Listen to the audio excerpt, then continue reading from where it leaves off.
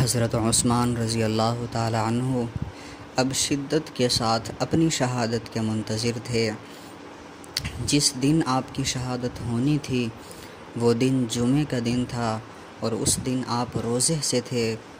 اس دن آپ نے خواب دیکھا کہ حضور صلی اللہ علیہ وسلم حضرت ابوبکر اور عمر رضی اللہ عنہما تشریف فرما ہیں اور ان سے کہہ رہے ہیں کہ اے عثمان جلدی کرو، ہم تمہارے افطار کے منتظر ہیں۔ حضرت عثمان رضی اللہ تعالی عنہ جب نیند سے بیدار ہوئے تو آپ نے گھر والوں کے سامنے اس خواب کا ذکر کیا اور اپنی اہلیہ سے فرمایا کہ میری شہادت کا وقت آ چکا ہے، یہ باغی اب مجھے قتل کر ڈالیں گے۔ لیکن انہوں نے کہا کہ امیر المؤمنین ایسا نہیں ہو سکتا۔ پھر آپ نے اپنی اہلیہ سے فرمایا کہ میرا وہ پاجامہ لے آؤ کہ جو میں نے کبھی نہیں پہنا ہے۔ آپ نے نئے پاجامے کو پہنا اور پھر اس وقت اپنے 20 غلاموں کو بلا کر آزاد کر دیا اور خود آپ تلاوت قرآن مجید کے اندر مصروف ہو گئے اور اپنے آپ کو قضائے الہی کے سپرد کر دیا۔ جو اللہ رب العزت نے آپ کی تقدیر لکھی تھی اس تقدیر کے پورا ہونے کا وقت آ رہا تھا۔ جیسے جیسے وقت گزرتا جا رہا تھا آپ کو شہادت کا شوق بڑھتا جا رہا تھا۔ بالآخر وہ وقت آ ہی گیا کہ آپ کو دردناک اور المناک شہادت سے دوچار ہونا پڑا۔ باغیوں نے دیواریں پھاند کر حضرت عثمان رضی اللہ تعالی عنہ کے اوپر حملہ کر دیا۔ اس وقت آپ تلاوت قرآن کے اندر مصروف تھے۔ ایک درندہ صفت باغی نے آگے بڑھ کر آپ کے مبارک سر پر لوہے کی ایک لاٹ زور سے ماری، اتنے زور سے ماری کہ آپ پہلو کے بل گر پڑے۔ اس وقت آپ کی زبان سے یہ جملہ نکلا، بسم اللہ توکلت علی اللہ۔ اور ایک اور باغی کہ جس کا نام سودان بن حمران تھا اس نے آگے بڑھ کر دوسری ضرب لگائی کہ جس سے آپ کے جسم سے خون کا فوارہ جاری ہو گیا۔ پھر ایک اور سنگ دل باغی آگے بڑھا، آپ کے سینے کے اوپر چڑھ کر بیٹھ گیا اور آپ کے مبارک جسم پر نیزوں سے وار کرنے شروع کر دیے۔ پے در پے اس نے نیزوں کے زخم آپ کو لگائے، 9 زخم آپ کے بدن پر لگے۔ ایک اور بدبخت نے آگے بڑھ کر آپ کے اوپر تلوار کا وار کیا۔ آپ کی بیوی، وفادار بیوی حضرت نائلہ رضی اللہ تعالی عنہا نے تلوار کے اس وار کو روکنا چاہا تھا جس سے آپ کی 3 انگلیاں بھی کٹ گئی تھیں، لیکن باغیوں کے یہ پے در پے حملے اس قدر شدید تھے کہ آپ زخموں کی تاب نہ لا سکے اور آپ کی روح مبارک پرواز کر گئی اور آپ اللہ رب العزت کے حوالے ہو گئے۔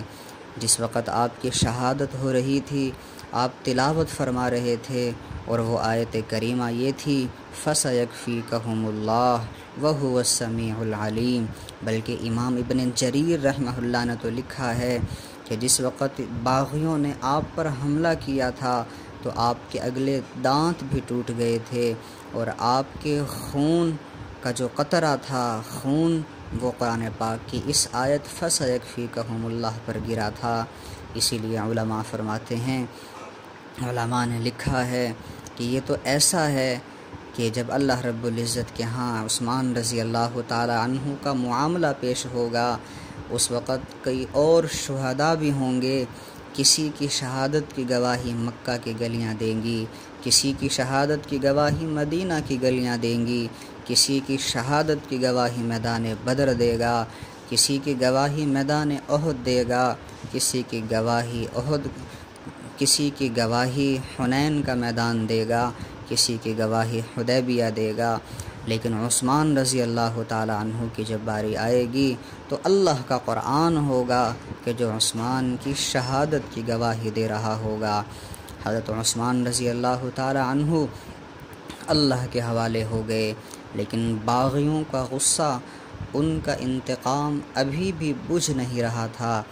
ایک بدبخت باغی نے آگے بڑھ کر جس قرآن کی آپ تلاوت فرما رہے تھے اس قرآن پاک کو ٹھوکر مار کر اس نے پارا پارا کر دیا۔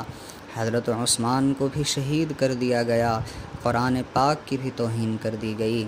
حضرت عثمان رضی اللہ تعالیٰ عنہ کی شہادت کی خبر جب پھیلی، مدینہ کے اندر ایک کوہرام مچ گیا، ہر طرف فضا سوگوار تھی، ہر آنکھ اشکبار تھی۔ آپ کی بیوی حضرت نائلہ رضی اللہ تعالیٰ عنہ نے آپ کے گھر کی چھت سے یہ اعلان کیا تھا کہ لوگوں، عثمان کو شہید کر دیا گیا ہے۔ چنانچہ لوگ بے قرار اور بے تاب ہو کر آپ کے گھر کی طرف بھاگتے ہوئے آنے لگے۔ آپ کے گھر میں داخل ہوتے مظلومانہ شہادت اور کیفیت کو دیکھ کر بے تاب اور بے قرار ہوئے جاتے تھے۔ حضرت علی رضی اللہ تعالیٰ عنہ کو جب آپ کی شہادت کی خبر ملی، آپ گھر میں آئے اور آپ نے دونوں صاحبزادوں پر ناراضگی کا اظہار کیا کہ میں نے تمہیں یہاں پہرے کے لیے متعین کیا تھا، پھر بھی امیر المؤمنین کو شہید کر دیا گیا ہے۔ آپ نے غصے سے اپنے صاحبزادے حضرت حسن کو تمانچہ مارا اور حضرت حسین کے بھی سینے پر مارا۔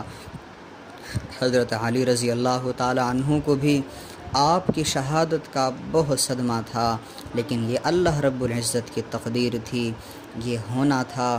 عثمان رضی اللہ تعالی عنہ کو اس دردناک واقعات سے گزر کر شہادت کی موت آپ کو ملنی تھی۔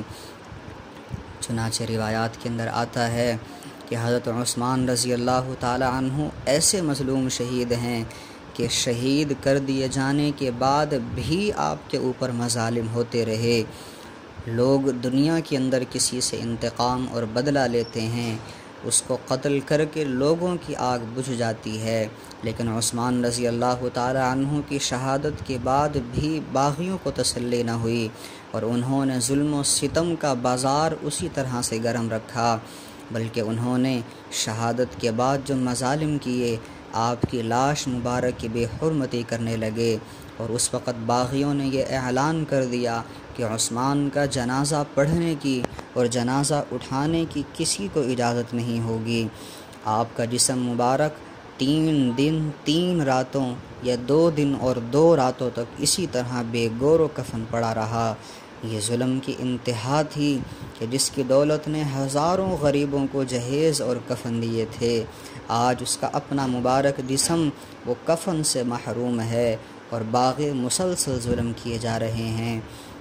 ایک روایت کے اندر تو یہاں تک آتا ہے کہ شہادت کے بعد ایک مصری شخص ننگی تلوار لے کر آگے بڑھا اور کہنے لگا کہ خدا کی قسم میں عثمان کی ناک کاٹ لوں گا۔ اس نے وار کرنا چاہا، لیکن آپ کی زوجہ محترمہ حضرت نائلہ رضی اللہ تعالی عنہ نے اس کی تلوار کے وار کو روکا، جس سے آپ کا انگوٹھا کٹ گیا، اور پھر حضرت عثمان کے ایک غلام نے آگے بڑھ کر اس باغی کو جہنم واصل کر دیا۔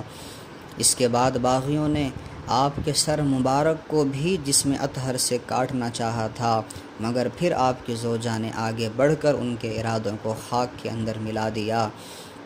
پھر بھی باغیوں کو تسلی نہ ہوئی، ان کی آگ غصے کی ابھی بھی ٹھنڈی نہ ہوئی۔ ایک باغی آگے بڑھا اور اس نے آگے بڑھ کر حضرت عثمان رضی اللہ تعالی عنہ کی دیدار کے بہانے سے آپ کی پسلی مبارک پر وار کیا اور آپ کی پسلی کو توڑ دیا۔ یہ مظالم تھے کہ جو شہادت کے بعد بھی آپ پر کیے جاتے رہے، کہ جو اپنے آپ میں انتہائی دردناک اور المناک ہیں۔ بلکہ امام بخاری رحمہ اللہ نے تو محمد بن سیرین رحمہ اللہ سے ایک روایت ذکر کی ہے۔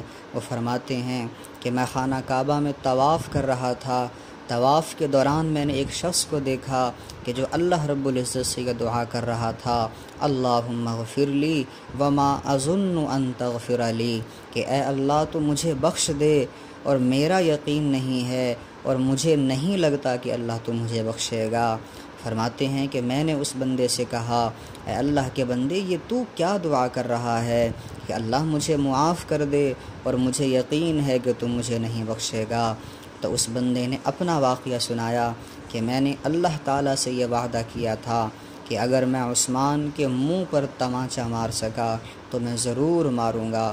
فرماتے ہیں کہ جب عثمان رضی اللہ تعالی عنہ کو قتل کر دیا گیا، ان کا جنازہ چارپائی پر رکھا ہوا تھا، تو میں آپ کے گھر میں آپ کی زیارت کے بہانے داخل ہوا تھا۔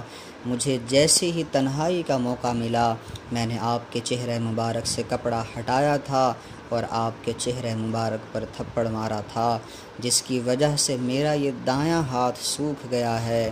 حضرت ابن سیرین رحمہ اللہ فرماتے ہیں کہ جب میں نے اس کا دایاں ہاتھ دیکھا تو وہ اس طرح سوکھا ہوا تھا جیسے سوکھی ہوئی لکڑی ہوتی ہے۔ وہ نوجوان اسی وجہ سے اللہ سے یہ دعا کر رہا تھا کہ اللہ تو مجھے بخش دے، لیکن مجھے لگتا نہیں ہے کہ تو مجھے بخشے گا۔